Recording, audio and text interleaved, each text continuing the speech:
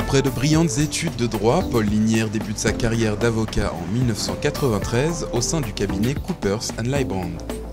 En 1999, il intègre le département Afrique de la Banque mondiale à Washington, une expérience marquante de son parcours qui lui donne l'opportunité de travailler avec des collaborateurs venant des quatre coins du monde.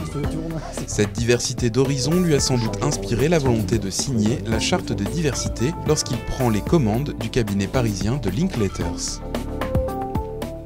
J'aime à la fois la fonction intellectuelle de mon métier et la fonction pratique. J'aime bien écrire, j'écris des livres. J'aime bien aussi pratiquer, exercer, et j'aime bien que mes actes aient des conséquences concrètes. Ce plaisir d'aider nos clients à faire des transactions et à mener des projets importants. Et je crois que cette capacité que l'on a à accélérer la mise en œuvre de leurs décisions est sans doute ce qui me fascine le plus. C'est avant tout l'action que j'aime. Pouvoir dire voilà, à tel terme, j'ai mené telle réalisation, je pense que c'est quelque chose auquel je suis très attaché. Oui. Vous connaissez des moments de découragement dans cette activité-là?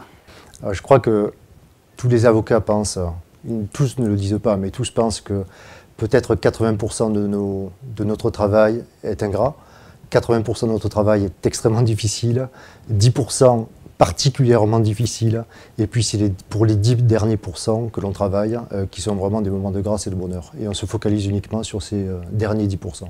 Un exemple des 10% les plus gratifiants? Il s'agit d'un projet qui a été mis en œuvre à la suite des accords de Nouméa et de Matignon, qui ont été passés par Michel Rocard et Lionel Jospin, qui a permis de pacifier la Nouvelle-Calédonie. Une mine dans le nord du pays, la mine de Koniambo, a été donnée aux Kanaks, a été donnée en tout cas en copropriété aux Kanaks. Et ceux-ci ont développé cette mine, ça fait partie des conditions de réalisation de la paix en Nouvelle-Calédonie. Mon métier me laisse peu de temps, mon métier m'absorbe des heures, un nombre d'heures incalculable par jour et un nombre de journées incalculable chaque année.